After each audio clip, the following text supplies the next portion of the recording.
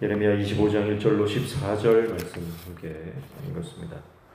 먼저 1절에 보시면 유다의 왕 요시아의 아들 여호야김 넷째 해 곧 바벨론 왕 느부갓네살 원년에 유다의 모든 백성에 관한 말씀이 예레미야에게 임하니라 이렇게 말씀하죠. 요시아 왕이 주전 609년에 무깃도에서 전사를 하죠.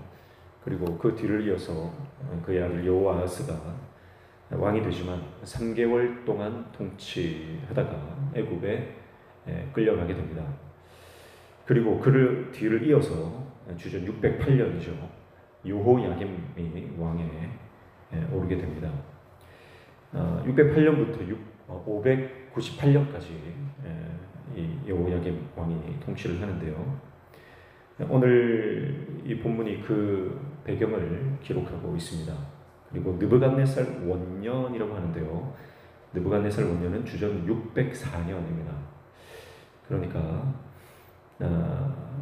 지금 이 배경 가운데 이제 아수르는 원래 이제 고대 근동에 패권을 쥐고 있었던 가장 강력한 국가였는데 이 아수르가 이제 완전히 역사 속에 사라졌고 그리고 이제 애국과 이 바벨론이 대치하고 있는 그런 상태입니다. 역사의 격동기이고 그리고 상황이 완전히 급변하는 그런 시기에 신흥 강자인 바벨론과 또 전통적인 옛 강자였던 애굽이 충돌하고 있는 이런 상황, 그리고 그 한복판 지중해 동편에 위치해 있는 이 이스라엘 남유다, 그 땅을 이제 서로 차지하기 위해서 각축전을 벌이던 그런 시기죠. 그러니까 유다는 이런 열강의 틈바구니에서 아주 위태로운 상황 가운데 놓여 있는 때였습니다. 그때에 하나님께서 예레미야 선지자를 통해서 하나님의 말씀을 전해 주시는데, 그 말씀은 돌이키라는 말씀이고 회개하고 주님 앞에 돌아오는 말씀이었고, 그리고 바벨론이 북쪽에서 오는 이 바벨론에 항복해야 한다, 그런 말씀이었죠. 그러나 3절부터 7절까지 보니까 예레미야는 그들이 23년 동안 도무지 듣지 않았다, 이렇게 말씀을 하고 있습니다. 3절에 보니까 유다의 왕 아몬의 아들 요시아 왕 13제부터 오늘까지 23년 동안 여호와의 말씀이 내게 임하기로 내가 너희에게 꾸준히 일렀으나 너희가 순종하지 아니하였느니라, 이렇게 말하죠. 하나님께서 그 수십 년 동안 하나님의 말씀, 변함없는 하나님의 뜻을 전해주셨습니다. 그 오랜 기간 동안 이스라엘 백성들이 하나님의 말씀을 들었지만 그들은 하나님의 열심을 뛰어넘는 고집스러움으로 그들은 하나님의 말씀에 귀를 닫고 하나님의 선지자를 무시했습니다. 하나님은 이 기간 동안에 강력하게 경고를 하시고 또 아주 호통을 치시기도 하셨죠. 그리고 때로는요, 달래시고 어루시기도 하셨습니다. 그러나 이스라엘 백성들은 도무지 그 말씀을 듣질 않았습니다. 우리가 이단들을 보면요, 이단에 완전히 빠진 사람들은 주위에서 누가 뭐라고 해도 도저히 듣질 않습니다. 잘못된 길임이 명확함에도 불구하고 그 길이 보이지가 않는 거예요. 지금 자기가 가는 길이 멸망의 길인 것이 옆에 있는 사람은 너무 뻔하게 보이는데 정작 본인은, 당사자는 그게 보이지 않습니다. 여러분, 그래서 사람의 생각이 무서운 거예요. 한번 내가 그것이 맞다라고 자기 스스로 그것을 확증해버리면 그것을 바꾸기가 얼마나 힘든지 우리가 종종 우리의 삶을 통해서 보게 되는데요. 그런 경우가 많죠. 사기를 당할 때도 그렇습니다. 누가 봐도 사기인데, 누가 봐도 그거는 정상적인 방법이 아닌데, 불법, 편법, 잘못된 방법으로 부자가 되고 또 뭔가 성공할 수 있을 거라는 그런 잘못된 생각에 한번 사로잡히면요, 그 생각 가운데 빠져나오기가 얼마나 힘든지 우리가 그런 모습들을 보면서 알 수가 있습니다. 지금 이스라엘 백성들도 그런 상태죠. 하나님이 아니라 세상에 빠지면 그렇습니다. 하나님의 말씀이 아니라 이 땅의 것에 목숨을 걸면 우리가 거기에 완전히 생각이 고정되는 순간 우리가 돌이키기가 너무너무 힘들다고 하는 것을 우리가 이 말씀을 통해서 깨닫게 되는 것이죠.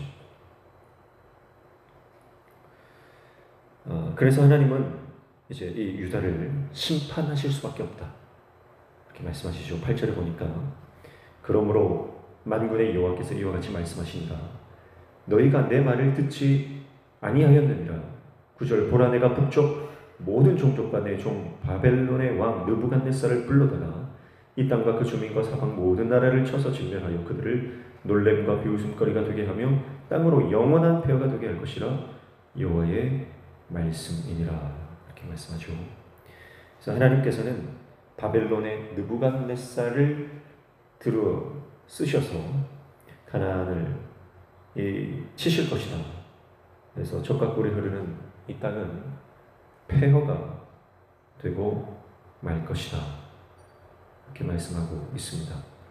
그래서 더 이상 그 땅에는 즐거운 소리가 들리지 않을 것이다, 이렇게 말씀해요. 10절 내가 그들 중에서 기뻐하는 소리와 즐거워하는 소리와 신랑의 소리와 신부의 소리와 맷돌 소리와 등불 빛이 끊어지게 하리니, 이렇게 말씀하죠. 언제 동안요? 하나님의 때, 그 기한이 차는 동안, 그때까지는 이 기쁨의 소리를 들을 수가 없을 것이다. 그 기한이 명시되어 있는데 70년입니다. 11절 보시죠. 이 모든 땅이 폐허가 되어 놀랄 일이 될 것이며 이 민족들은 70년 동안 바벨론의 왕을 섬기리라, 이렇게 말씀하십니다. 자, 이 70년이라고 하는 시간, 하나님의 징계의 시간입니다. 이 시간이 다 차고 나면 이 70년이라는 시간은 그래서 어쩌면 은혜죠. 왜냐하면 70년의 시간을 보내고 난 이후에 하나님은 이스라엘을 회복시키실 것이기 때문입니다.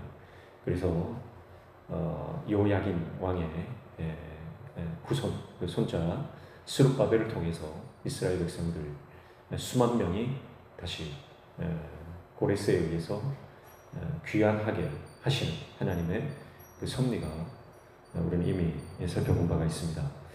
그래서 12절에 보니까 여호와의 말씀이니라. 70년이 끝나면 내가 바벨론의 왕과 그의 나라와 갈대아인의 땅을 그 죄악으로 말미암아 벌하여 영원히 폐허가 되게 하되, 이렇게 말씀하죠.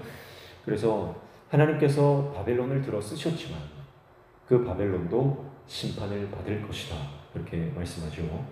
자, 이것은 여러분 바벨론이 힘이 있어서 역사의 그 열강의 가장 강대한 국가이기 때문에 바벨론에 의해서 이스라엘이 멸망한 것이 아니라 바벨론조차도 하나님의 도구일 뿐임을 말씀하고 있는 거예요. 그래서 하나님께서 쓰시지만 그 바벨론이 하나님께서 보시기에 악하고 또 불순종하는 모습으로 남아있기 때문에 하나님은 그 땅도 심판하신다는 것입니다.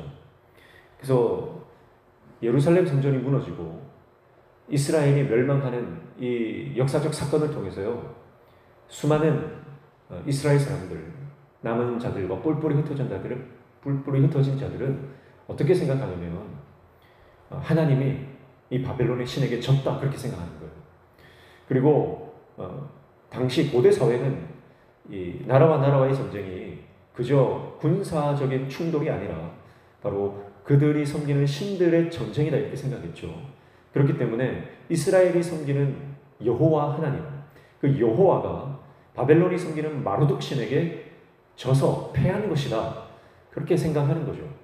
그래서 바벨론의 왕이 이 땅에서 가장 강력한 왕이라고 하는 그런 생각들이 고대 근동사회에 퍼져 있는 겁니다. 그러나 하나님께서 이 바벨론을 멸망시킴으로 역사의 주권자가 바로 여호와 하나님이심을 보여주시는 것이죠. 하나님이 약해서, 여호와가 힘이 없어서 마르둑 신에게 패한 것이 아니라 하나님께서 바벨론에게 그 백성들을 내어주신 사건임을, 그래서 바벨론을 아수르에서부터 일으키신 분도 하나님이시고 또 그 바벨론이 바사 페르시아로 말미암아 멸망을 당하게 하신 분도 하나님이심을 역사를 통해서 하나님은 드러내신다라고 하는 것입니다. 사랑하는 성도 여러분, 오늘 우리의 삶도 마찬가지죠. 우리의 삶의 모든 주권은 오직 하나님께 있는 줄로 믿습니다. 하나님만이 왕이십니다. 주님만이 우리의 왕이십니다. 주님만이 우리의 개인의 삶과 우리의 가정과 우리 교회의 왕이 되시는 거예요. 그래서 그분이 왕이 되심을 인정하고 그분이 앉아야 할 왕위에 앉혀드리는 자가 믿음의 사람입니다. 그러나 그 자리에 내가 앉아있고 인생의 주권이 나에게 있는 것처럼 착각하고 교만하게 살아가는 자를 하나님은 기뻐하지 않으시는 것입니다.